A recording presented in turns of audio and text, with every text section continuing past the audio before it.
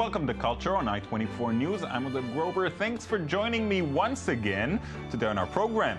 An animator tells her grandmother's story in an award-winning short. 100 years to the beginning of World War I, we take a look at its impact on cinema. And we'll end today with some cultural news from the Middle East. Ayala Sherot is a young animator who chose to use her skills to tell a personal family story, that of her grandmother's survival in the Holocaust. The resulting short film, Broken Branches, won the award for Best Short at the Haifa Film Festival earlier this year and is being screened in festivals around the world. I'm very happy to have Ayala here in the studio. Thanks for coming in, Ayala. Hello. So this project, a very personal story within your family. Tell me how this project, though, started. Okay, well, I used to live in the UK for a few years, and I always knew my grandmother's life story. Okay. But somehow, I don't know, something about the distance maybe, and like a random conversation with a colleague made me realize it's a very unique story. I see. You know what? Let's take a look at a segment from the film. Come back and talk some more. הומוריסטיקה, תראי.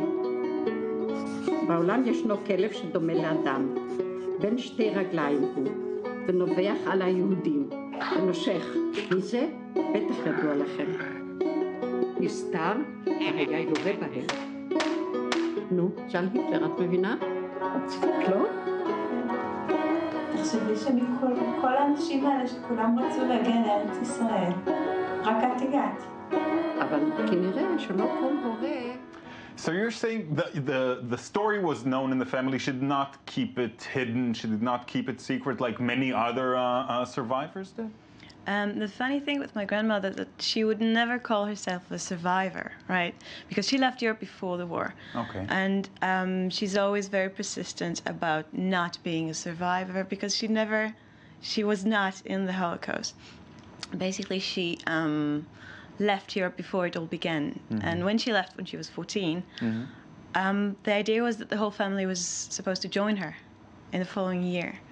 So it's not, for her, it's not a Holocaust film and not a Holocaust survivor. All right. Yeah. Why did you choose to tell it through animation? I mean, obviously you're an animator, but you still could tell it as a straight documentary film. Why do you feel this format, this style would fit the story? There are a few reasons. The first one is that animation, you know, it inspires me, and I feel that I can be creative and get crazy, and instead of, you know, try to picture the history exactly as it was, I can project my own feelings and ideas and put them in the story as well. So, so that way it's more of a dialogue really between my point of view and my grandmother's point of view. While my point of view is represented by the animation. And you used a lot of different styles of animation also. Was that a decision? Why did you make that decision? You know, some points in the film, you know, are told through the eyes of a very young girl, and that, you know, that was clear to me that it had to be children's drawings. Other points is just, you know, my imagination, a bit of Marc Chagall, just a mix. It works beautifully together, I have to say. And the process, I mean, you've worked on it for a very long time. At some point, you even you turned to Kickstarter to try and fund it. How did that go? Well, the majority of the funding we got from the Yoshua Rabinovich Foundation and then Mifal HaPais. And the Kickstarter was, we just needed a little extra, and that was the Kickstarter. But the fun thing and the great thing about Kickstarter is that it allows you to gather a small community that is interested in the film, so people can share the process and see how it's going, and then the and same right off the people... bat, when it's prepared, you have people already lined up to watch it. Yeah, exactly. And the reactions to the film. I mean, you're also going to festivals. You won at Haifa. What sort of reactions are you getting? People really they get very emotional. Yeah, they connect with it. Yeah, they connected with it. They do. Yeah. Any thoughts of maybe a feature in the future or something like that? Yes, in theory. Right now, it's Start working on the funding. Yeah, no, I'm just like juggling ideas. Don't know yet where to go, but we'll get there. You've already achieved something quite special. Ayala, thanks so much for coming in. Thank you very much. This year marks the 100th anniversary of the beginning of the First World War, and today is the 96th anniversary of the signing of the armistice.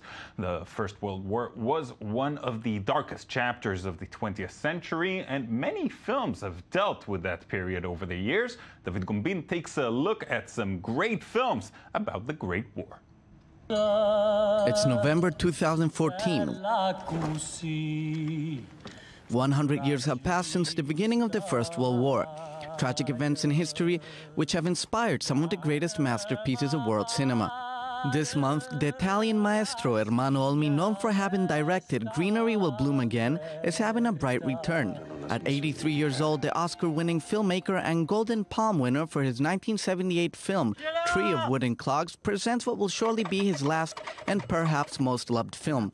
A hard, dark chronicle of the daily life of Italian soldiers in the Austrian border. A film with very little dialogue. Silent war films have been a success in the past, such as the 1927 film Wings, headlining Clara Bow, a star of the time. It was such a success that in 1929, Wings received for the first time in history an exceptional prize, named the Oscar. This success has clearly inspired Hollywood. The following year, another film about the World War came out on screen, All Quiet on the Western Front, an adaptation of the eponymous novel. It sees the war from the German side of the war. It received an Oscar in 1930 for Best Director and Best Film. A film projected in Germany in the 1930s and would be the target of multiple attacks by Nazi supporters.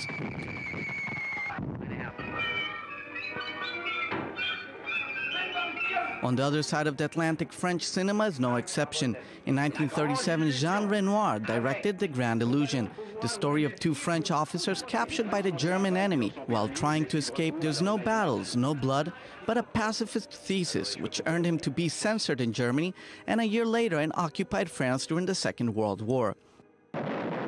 Even after the Second World War, the First World still remained a theme in cinema. Stanley Kubrick in 1957 caused rage with his film The Paths of Glory.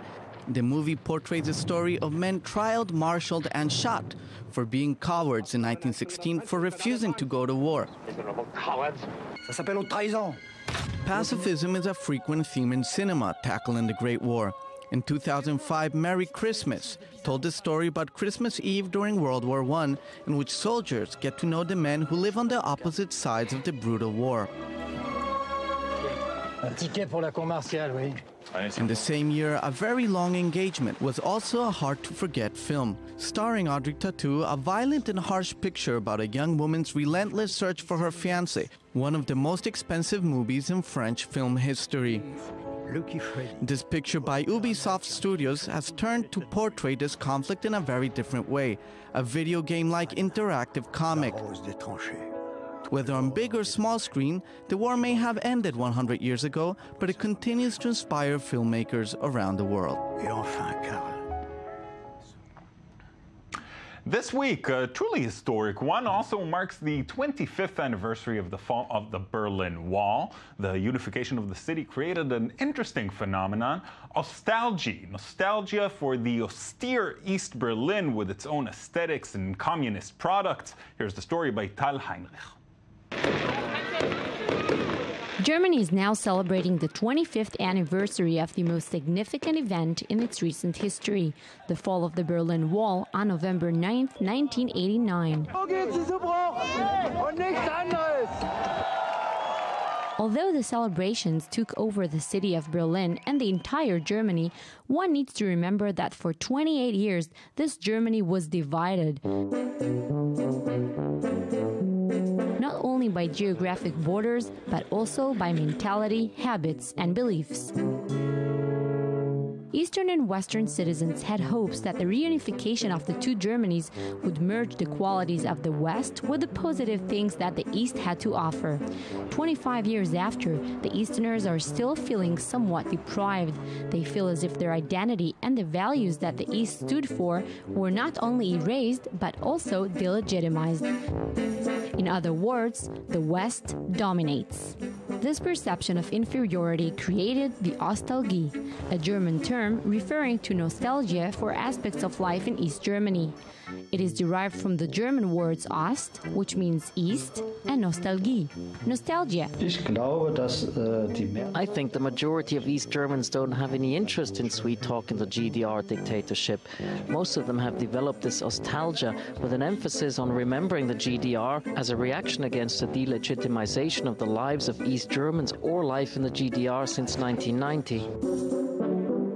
Products which symbolize this ironic love for the former communist state of East Germany can be found in special Ostalgie shops around Germany, such as the GDR's replacement for Coca-Cola, known as Vita Cola, or typical East German pickles and chocolates. Of course, it's really nostalgic and it wakes lots of memories you have from growing up with them. It's just great to see them all again.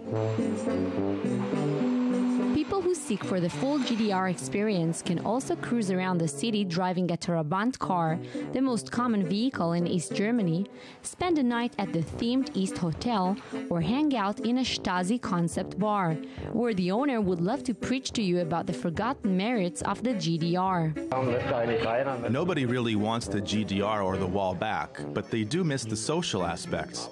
Unemployment was non-existent, everyone was able to pay the rent, which isn't the case today. That's what people miss, that feeling of safety. But were they actually safe? Or was this feeling perhaps fake?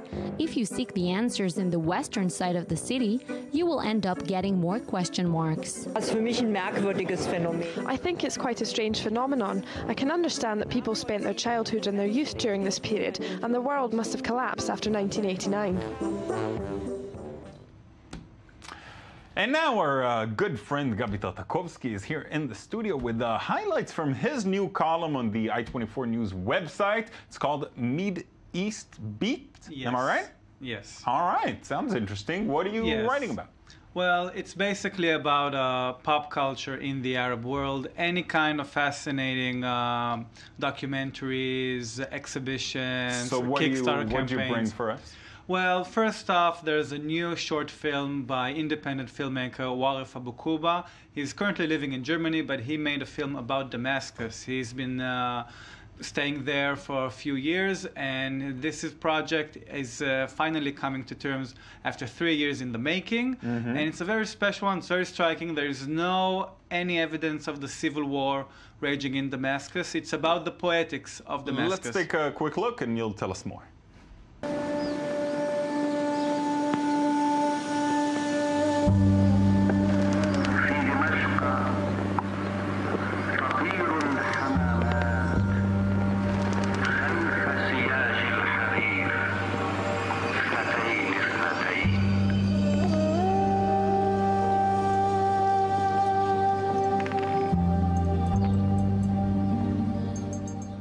Gorgeous.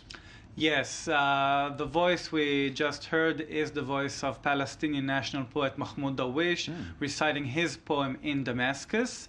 Darwish himself visited Damascus back in the early 80s. He was scheduled to appear in front of a local university auditorium audience, but the demand was so overwhelming they had to transport the entire audience to a nearby stadium in Latakia. So now everyone can hear his voice. Everyone can hear his voice and see film. his impressions of Damascus, All one right, of the oldest Arab let's move to Qatar. What's happening in Qatar? Well, a very fascinating project there in cooperation with the British Library, which has been releasing several documents regarding the Persian Gulf. By the end of this year, nearly 5 million artifacts will be available online for free. They include old manuscripts, they include maps, they include British government documents regarding the India office, as it was called then. And this is a real delight for any student who is interested in the history of the Middle East, and also the fact that it's being accessible. You don't have to go neither to Qatar or to London to absorb such kind heritage. That's a pretty amazing project. That sounds wonderful. We can read more details on our website, and you'll have new items there every week. Am I right? Every weekend, yes. All right, great. Thank you so much, Gabi. Thank you. Thank you at home for joining us as well. I hope you enjoyed our show. We'll be here tomorrow again, of course. Please join us once again.